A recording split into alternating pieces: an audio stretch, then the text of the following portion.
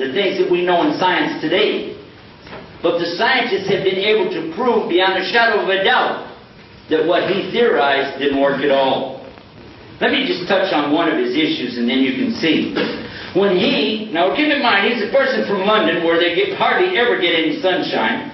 And when they do, it's full of water. Because it rains a lot over there. The man never went anywhere, and he's an amateur naturalist, and he went around to the Galapagos Islands. While he was visiting from island to island, he noticed that the birds on the different islands had different shaped, what do you call it? Pico? Pico de gallo? Beaks. Some were pointy, and some were flat, and some were shaped with a curve so they could eat fruit. Each one of them had their beak adjusted to the environment that they lived in, and so he thought that that was some stage of evolution. But he forgot to take into consideration all these birds are alive at the same time. Whoops. Well, remember, he was only an amateur. And not only that, consider this as well.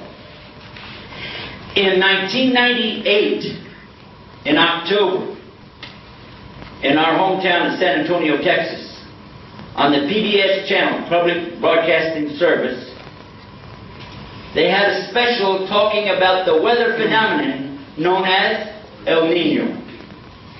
And in this weather phenomenon, they give a long explanation of how it works and where it comes from and what it does to the environment. Just in passing, they said, the announcer said, it would be funny for Darwin to be here today to realize what just happened in the Galapagos Islands.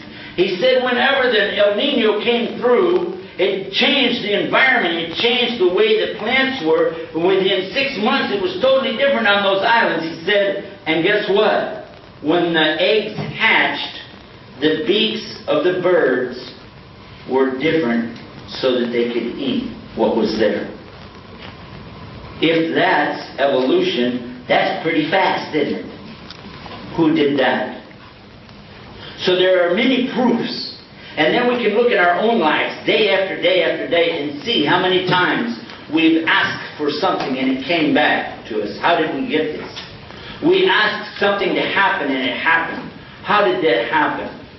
You wanted somebody's phone number and then they just called you out of the clear blue. How does that come about? And if you say random chance, I want you to stop and think. That's just like saying the universe is a random chance. Is there such a thing as a random chance? I invite you to consider two things. First of all, take a water glass and walk outside to the cement and drop it. And see what happens to it. What will happen? That water glass, we'll take the water out first, I'll drink it. Then take it out there and drop it. What will happen? In a lot of little pieces? Or will it fall down and make 6 little tiny glasses, and they're all filled up with tea? Will it happen? No. How many would you drop out here before they'll break and fall into just exactly 6 little glasses with nothing left over? What's the random chance? 0. Here's another one for you. A tornado comes through a junkyard, okay? And it whips around in the junkyard, and as it leaves, what's sitting behind is a brand new car sitting there with a motor running.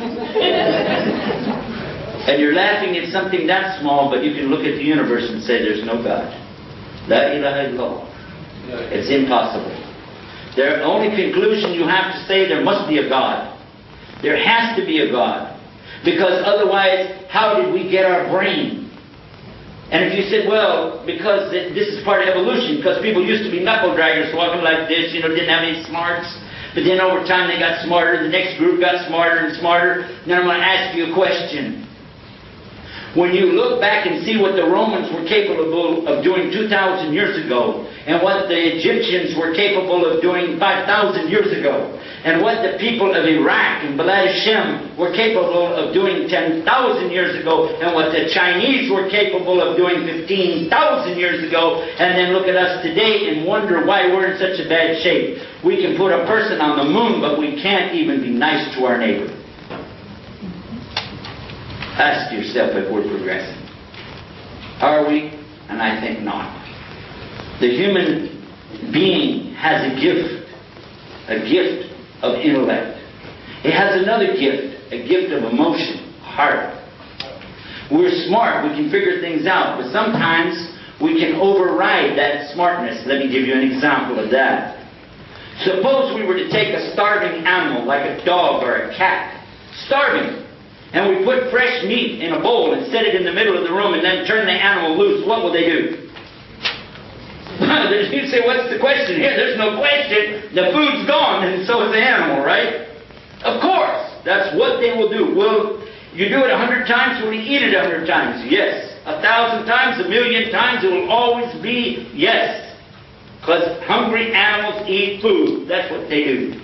But a human being, when you had children and you saw them hungry and you had food in front of you, but you preferred for your children, so you starved. You could have eaten the food, but you didn't. You gave it to them. Why? Because your heart overrode your mentality.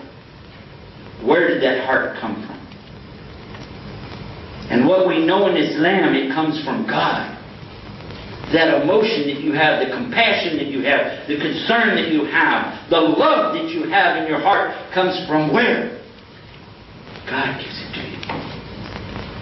And in Islam, we know that God sent down His rahmah, His grace, His mercy to all the human beings for all time. And He sent down this and all the love and the mercy that there exists for all of the mothers for their children is all a part of this mercy, and it's only one part of His mercy. He has 100 parts of this kind of mercy, and this is only one out of 100. And the other 99 parts of mercy, the grace, He's saving for the believers on the Day of Judgment.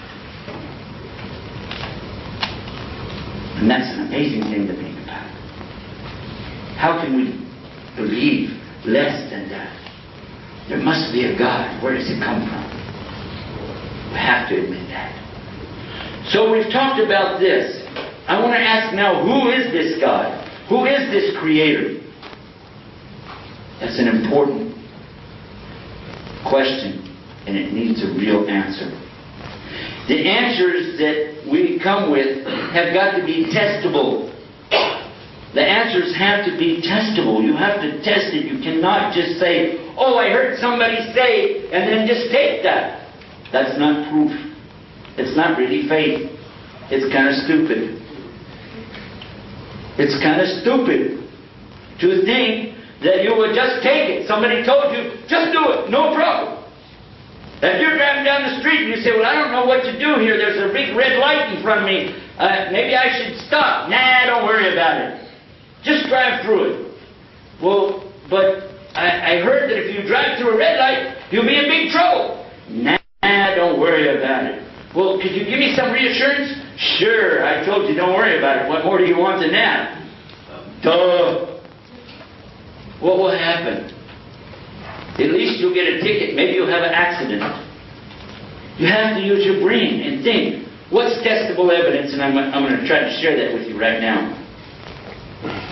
A lot of the people who don't believe, especially those who try to teach the theory of this evolution, will always come up to this point and say that if I don't see it, if I don't hear it, if I don't smell it, if I don't taste it, if I don't feel it, if I can't imagine it, it doesn't exist.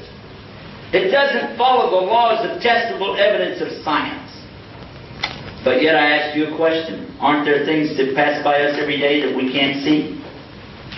Aren't there things that you cannot see? Or can you see everything? Of course not. You can't see because you don't have telescope vision. You don't have microscope vision. You're just looking at what you're used to looking at. But between you and I right now, there's a lot of air that's full of a lot of things that you can't see it and I can't see it. But it's there. Yes or no? Yeah. And what about sounds? You say, oh, what do you mean? How about animals? Don't dogs have a hearing range better than humans? Dogs hear things we don't hear. Isn't that true? Of course, sometimes we hear dogs all night long too, but that's a different story. I'm just saying, think. Use your brain. There are things out there that our senses don't perceive, but it doesn't mean they don't exist. Isn't that true? And it's kind of foolish when you consider that somebody would sit on a railroad track and